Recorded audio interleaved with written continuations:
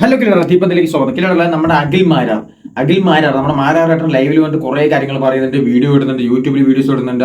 ഇതാണ് ബിഗ് ബോസിൽ മറ്റേ എന്താണ് എനിക്ക് എന്തോ പറയൂല കിലറല്ലേ സിനിമയിൽ മറ്റേ ഓരോരുത്തരും യൂസ് ചെയ്തിട്ടാണ്, അല്ലെങ്കിൽ ബിഗ് ബോസിൽ ഓരോരുത്തരും യൂസ് ചെയ്തിട്ടാണ് ഇങ്ങനെ കയറ്റുന്നത്. എന്താ വെച്ചാൽ മനസ്സിലായില്ലേ? ഇപ്പോൾ ഈ കണ്ടസ്റ്റൻ്റായി കയറ്റുന്നതിൽ നിങ്ങൾ മറ്റേ വിന്നറാക്കുക അത് ഇത് എന്നൊക്കെ പറഞ്ഞിട്ട് ഓരോ സംഭവങ്ങൾ മനസ്സിലായില്ലേ? അപ്പോൾ അത് അഖിലേട്ടൻ കുറേ വീഡിയോസ് പറഞ്ഞു, അതിൻ്റെ വീഡിയോസ് നമ്മളും കുറേ ഇതിൽ ചെയ്തിട്ടില്ല, നിങ്ങൾ കണ്ടിട്ടുണ്ടാവും. അപ്പൊ എന്ത് ചെയ്യാ, നമ്മുടെ ഡോക്ടർ രജിത് സാറിന് അറിയില്ലേ?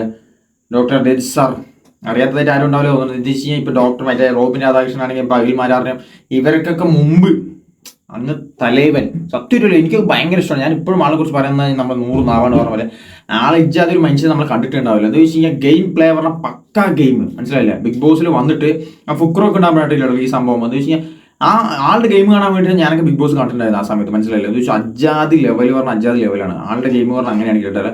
Rajith sir, doctor Rajith sir, ആൾക്കുണ്ടായ ഫാൻ ബേസ് ഒന്നും ഇപ്പൊ ഈ അഖിൽമാരാർക്കാണെങ്കിലും ഡോക്ടർ റോബി രാധാകൃഷ്ണൻ ഒന്നും ഉണ്ടായിട്ടുണ്ടാവില്ല. അത്ര ഫാൻസ് ആണ് കേട്ടത്. അപ്പൊ അഖിൽമാരാറിനെ കുറിച്ച് നമ്മുടെ ഡോക്ടർ രജിത് സാർ ഒരു കാര്യം പറയുന്നുണ്ട്. പിന്നെ ഇത് ഈ വീഡിയോ കണ്ടപ്പോൾ എനിക്കും തോന്നി ഇതായിരിക്കും സംഭവം എന്ന് വെച്ച് കഴിഞ്ഞാൽ ആളും പറയുന്നുണ്ടല്ലോ. എന്താ വെച്ചാൽ ഒരാളിപ്പോൾ സത്യം പറയുകയാണെങ്കിൽ അത് തെളിവ് കാണിക്കണം, അല്ലാതെ വെറുതെ നമ്മൾ ഫേമസ് ആക്കാനോ അല്ലെങ്കിൽ എന്തെങ്കിലുമൊക്കെ പറഞ്ഞ് സബ്സ്ക്രൈബേഴ്സ് ഉണ്ടാക്കുക അതുണ്ടാക്കാൻ വേണ്ടിയിട്ട് പറഞ്ഞിട്ട് കാര്യമില്ലല്ലോ. ആളും അതാ പറഞ്ഞില്ലല്ലോ. അപ്പൊ നമുക്ക് രജിത് സാറിന്റെ ആ ഒരു വീഡിയോ കാണാനില്ലല്ലോ, എന്നിട്ട് ഞാൻ ബാക്കി പറയാം. ഓക്കെ, ഇഷ്ടപ്പെടുന്ന ഒരു വ്യക്തിത്വമാണ്. ആ വ്യക്തിത്വം ഇങ്ങനെ എല്ലാവരെയും തെറി വിളിക്കുക, അല്ലെങ്കിൽ ഇങ്ങനെ പുച്ഛിച്ച് പറയുക, അല്ലെങ്കിൽ അഹങ്കരിച്ച് പറയുക, അതിൻ്റെ താഴെ അവരുടേതായ ആൾക്കാർ കുറേ യൂട്യൂബിൽ സബ്സ്ക്രൈബേഴ്സ് അല്ലെങ്കിൽ വ്യൂവേഴ്സിനെ കൂട്ടാൻ വേണ്ടി വായി തോന്നുന്ന വിളിച്ചു പറയും. എന്നിട്ട് അവർ തന്നെ പൈസ കൊടുത്ത് വളർത്തുന്ന ചില ചൊറിയ മാത്രി എന്നെ പോലെയുള്ള അല്ലെങ്കിൽ കുറേ അതിനെ എതിർത്ത് പറഞ്ഞ് നേരെ താഴെ വന്നിട്ട് പോക്കൃത്തരങ്ങളാണ് വിളിച്ച് പറയുന്നത് ഓരോരുത്തരുടെ. എനിക്ക് പിന്നെ പ്രശ്നമില്ല, കാരണം ഞാൻ 18 വർഷക്കാലം ചാനൽ ചർച്ചകൾ വെച്ച് ഞാൻ നിറഞ്ഞ തെറി കേട്ട് ഇവിടം വരെ എത്തിയത്.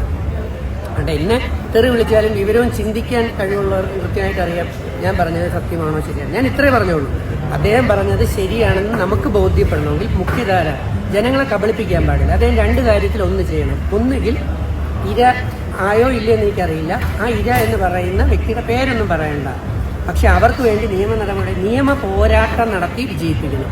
ശരിയാണോ തെറ്റാണോ? ശരിയാണ്.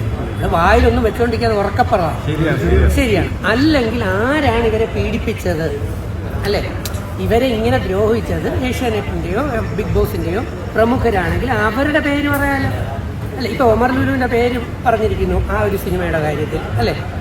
അദ്ദേഹം അത് തെറ്റ് ചെയ്തിട്ടില്ലെങ്കിൽ അദ്ദേഹം മുക്തനാവും.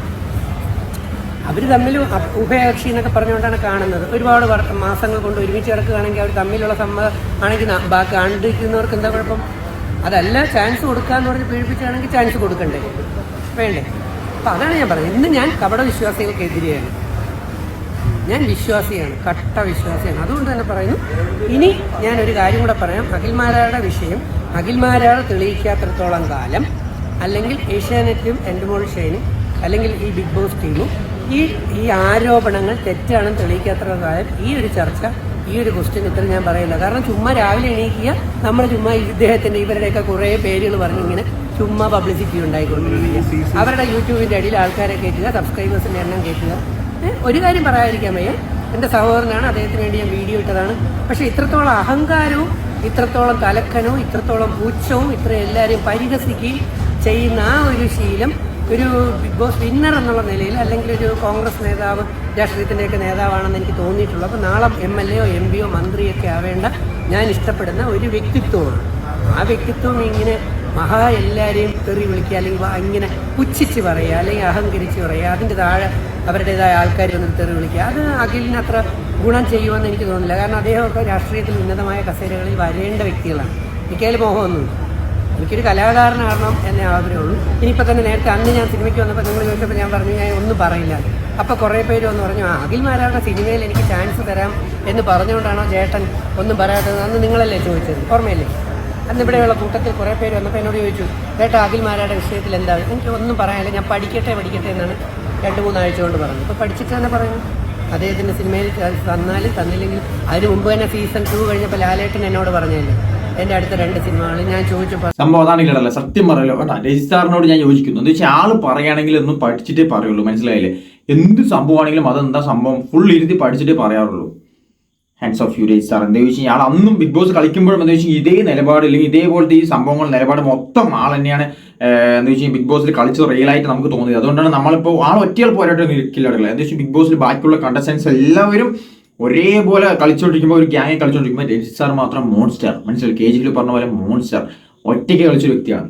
അപ്പോൾ ആൾ പറയുന്നത് ഞാൻ യോജിക്കുന്ന കില്ലാടല്ല. എന്താ വെച്ചാൽ ഇല്ലാണ്ട് വെറുതെ രാവിലെ വന്ന് വീഡിയോ എടുക്കുക, ഇന്നാൾ പീഡിപ്പിക്കപ്പെട്ടു, ഇന്നാൾ തെറ്റ് ചെയ്തു എന്ന് പറയാതെ അത് ആരാണെന്ന് പറയാം. ഇപ്പോൾ രജിത് സാർ പറഞ്ഞ പോലെ ഒമർ ലുലുവിൻ്റെ കാര്യം. ഇപ്പോൾ ഒമർ ലുലു ഡയറക്ടർ, സംവിധായകൻ, അദ്ദേഹം ഒരാളെ ഒരു കുട്ടിയെ എന്താ വെച്ചാൽ അല്ലെങ്കിൽ ഒരു യുവതിയെ എന്താണ് സിനിമ വാഗ്ദാനം ചെയ്തിട്ട്